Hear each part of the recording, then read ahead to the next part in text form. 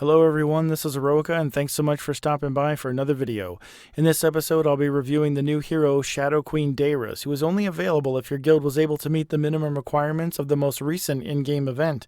If your guild was able to coordinate properly, you should have received 10 tokens, which is just enough to unlock this hero. If your guild didn't, I wouldn't worry about it too much, as other opportunities will surely be offered later on. Until then, let's take a detailed look at this Queen of the Darkness and see if she's worth the cost of our guild loyalty.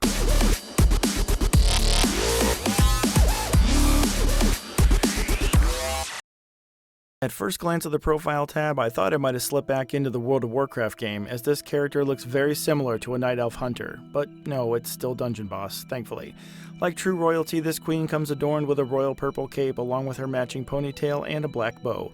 I do like her graphic, and while this class is nothing new, she does provide a fresh take on it. Upon receiving your tokens from this event, this hero is unlocked to you as a single-star hero. If we click on the question mark, you will see that there are no dungeons that currently carry her token, and it appears that this hero will only be available from special events. It is not known if these events will be strictly guild-based, but that is the current theory at this time. For review purposes, my Daeris will be a single-star hero, but she has been leveled to 70 along with all of her abilities, and she is fully ascended.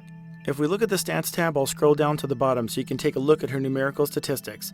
Please take note that all of her resistances, except for disease and spirit, have no native defensive rating and are at 0% with a 25% bonus noted in green.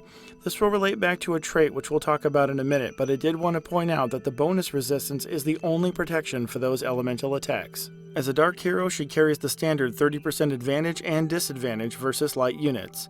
In the traits section, her first trait is called Magical, which means that she will take less damage from any non-physical attacks. Her next trait is called Highly Resistant, which offers a 25% resistance to poison, burn, shock, and disease. This will relate back to the trait which I spoke of earlier and directly corresponds to the bonus. Her next trait is called Man-Eater, which provides a 1.75 damage multiplier versus male targets, and her last trait is called Leechmaster, which steals life on any crit and will provide her with a minor form of self-heal. On the Abilities tab, we have her basic attack, which is a ranged physical attack. Her first main ability is called Purple Rain of Arrows, which, if any of you made attempts in the VH dungeon for this event, you would be familiar with this particular attack, as it had the potential to destroy your entire team. While it will more than likely not be as powerful for us, at level 70 it will shoot enemies for 1030 base damage, with the added component that this damage cannot be healed. The latter portion of this ability seems to have its focus in PvP, since many PvE dungeons do not typically have healers. Her second ability is called Debilitating Shot, which is a ranged physical attack for 966 base damage with the chance to debilitate, which is a debuff reducing attack, defense, crit, and skill. This attack is a single target attack which could be useful against stoic enemies such as tanks and armored warriors. However, its PvP application is also apparent, and with its 5-turn cooldown may prove to be useful against a defending team. Her last ability is called Vampiric Arrow Barrage, which is a ranged physical attack on all enemies for 773 base damage with a portion of the damage returned as a heal. Despite this attack having a 7-turn cooldown and thus reduced effectiveness in most situations, self-heals are usually beneficial and can come in handy. The Queen's first ascension requirements are 40 Fire Larva, 20 Dark Evos, 6 Dark Evo Monarchs, and 4 Arcane Evos. Meeting this requirement will give you her first ability of Debilitating Shot, along with her Man-Eater 2 and Leechmaster traits. The Queen's second ascension requirements are 20 Dark Evo Monarchs, 18 Fire Evo Monarchs, 8 Mind's Eye Evos, and 2 Diamond Evos. Meeting this requirement will give you her Vampiric Arrow Barrage ability, along with her Leechmaster 2 trait.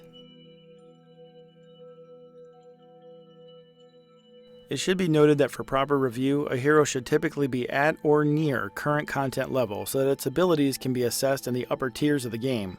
While this hero is level 70, as well as her abilities, the current star level does conceal her true performance. That being said, I did my best to provide some form of a field test to gauge and extrapolate how damage and viability might be experienced once she is leveled to the 6-star rating.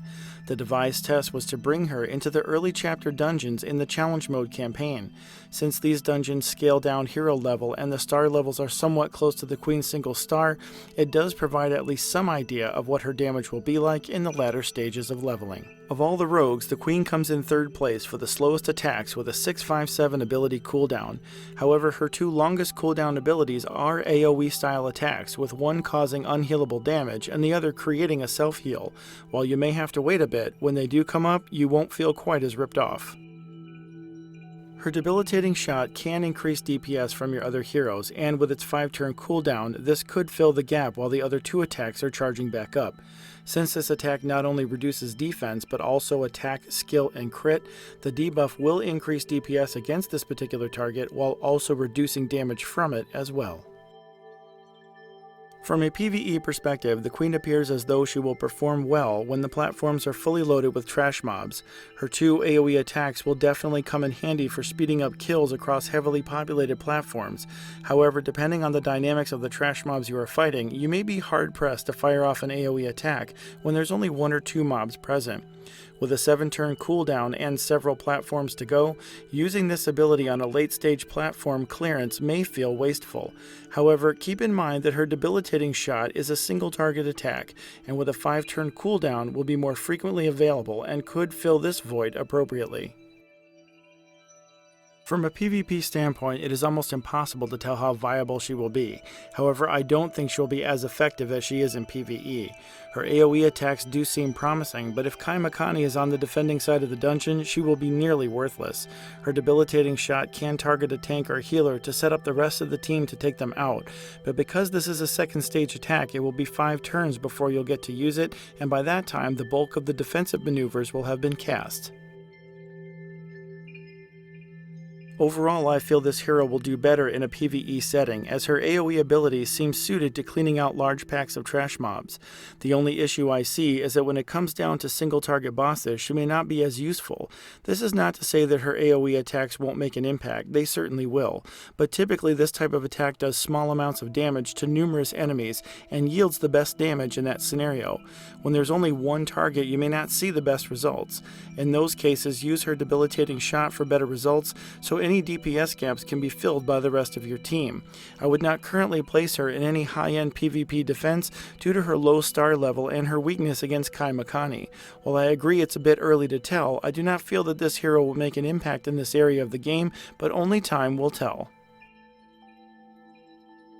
Thank you so much for watching, and I hope you found the video informative. If you did, make sure you give the subscribe button a click so you can be notified when my next video comes out.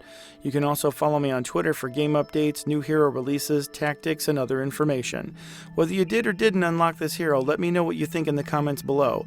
Do you think she's worth jumping to another guild that might be more capable of unlocking her, or would you rather wait until your guild is strong enough to complete the events as they come around?